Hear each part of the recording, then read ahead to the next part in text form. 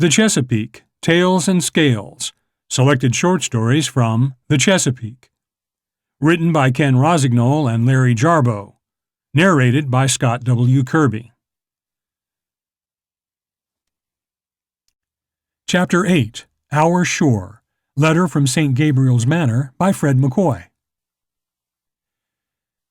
Writers often speak of the influence in one's life in living near one of nature's phenomenon, a forest, a mountain, or a plain. Ours is our creek and river shore, ever-changing, never-changing. Over the years, many happenings have occurred there.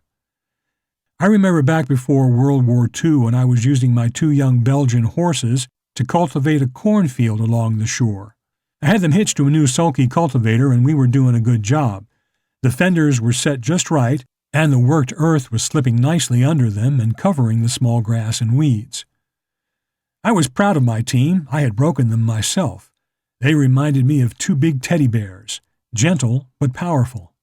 At the end of the field I glanced out to the river.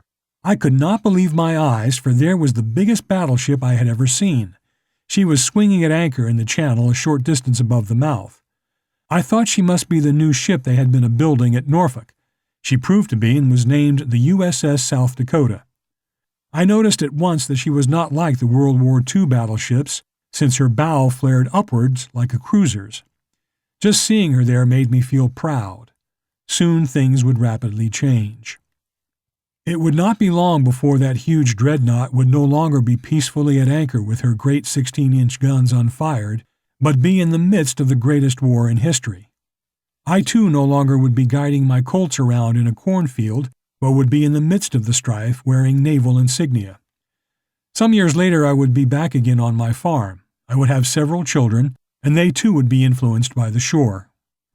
I remember one day when it was said someone pulled the plug in the Chesapeake Bay. The wind had been blowing for several days, pushing water out of the Virginia Capes. The tide fell lower and lower. It was wintertime and very cold.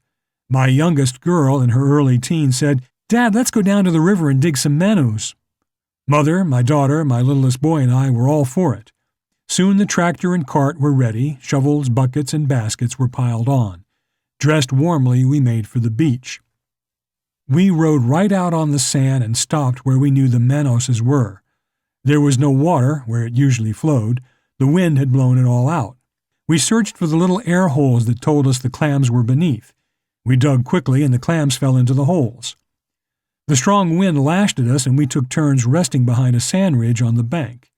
In no time we had over a bushel of those luscious clams. What a feast! Mother fixed them in every conceivable way.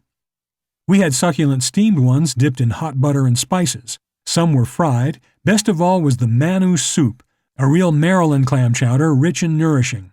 Our good friend John Garner used to say manu soup just made you feel warm and happy inside. One winter I got a small used gill net from Mr. Forrest at Ridge. Early that spring I set it offshore, close to where I could drive my car. Each morning I would rise early and take a large bath towel with me, undressing in the car. I'd wade out and fish the net. Usually I would get 4 or 5 rockfish, each about 3 pounds. One day when I arrived, my old net was torn to pieces, holes all through it. A school of large fish must have been the culprit. I was not really too disappointed. I was a little tired of my morning cold water bath. Some years back there was a great amount of seagrass in the shallow waters at the upper end of our shore. At the right tide, one could dip a basket of crabs in no time. The children could easily fill a big plastic trash can full and have to quickly bring it up to the house so the bottom ones wouldn't suffocate. Our usual method of crabbing was using a trot line in our creek.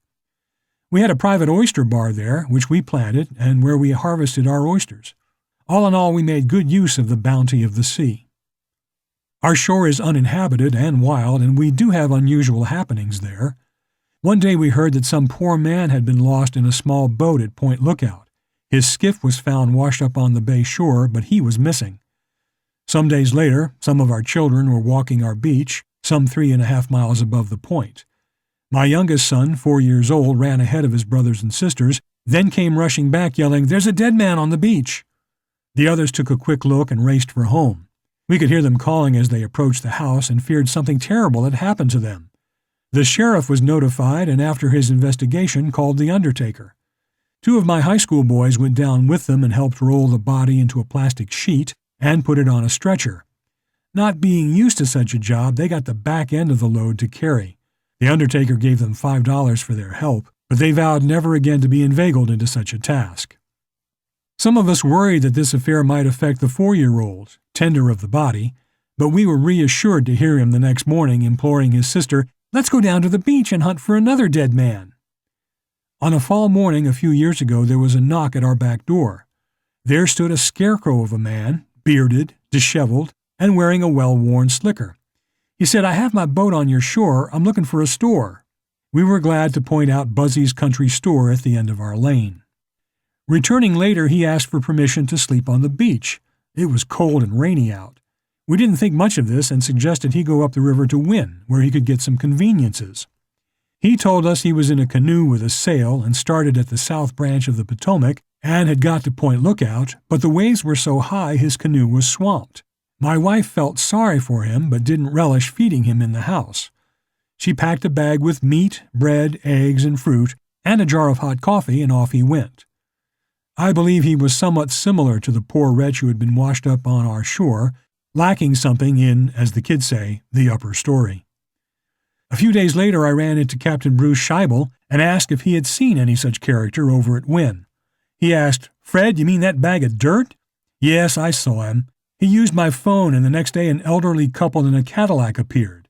They rented a room in my motel, and soon he was in there with them.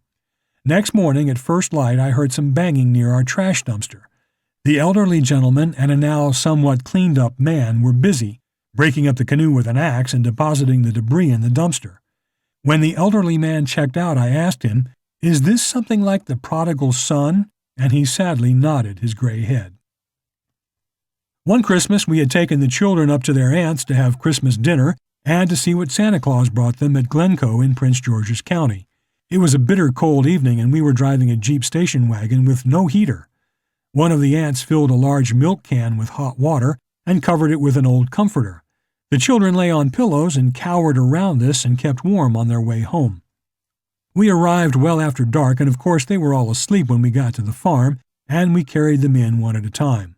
I kept hearing gunshots from the beach and thought someone was into geese there, but then I heard calls of distress, maybe a mile off. The ground was frozen hard, so I drove the Jeep down over the fields to the water. I heard voices coming from a duck blind off the shore in the river.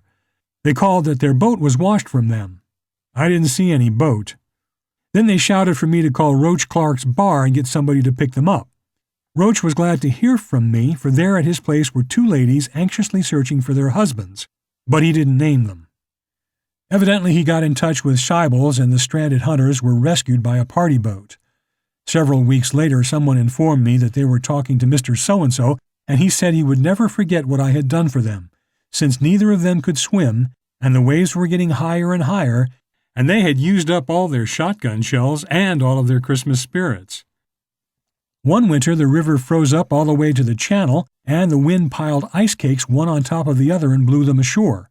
Some piles of ice were over 10 feet high. The children were delighted with the crystal blocks glistening in the sun and decided to explore the shoreline. They walked out on the ice, and of course one had to fall in. She was able to scramble out and roll on the ice and reach her sister's outstretched hand. The northwest wind was blowing, and it was well below freezing. The oldest girl had her take off all her clothes immediately and gave her some of her own outer garments. They jogged over a mile to the house. I scolded the one who ventured out too far and fell in, and praised the common sense of her sister, who kept her warm and probably saved her from pneumonia. I could write of many more instances when someone of ours had helped folks stranded on the shore, and of the boys' hunting and trapping experiences, but this is sufficient. Now our children are grown and all have homes of their own. When they come to visit, they put their luggage in the front hall, leave their spouses and children to get settled, and are off to the haunts of their childhood, along the water edges of our Tidewater Creek and River.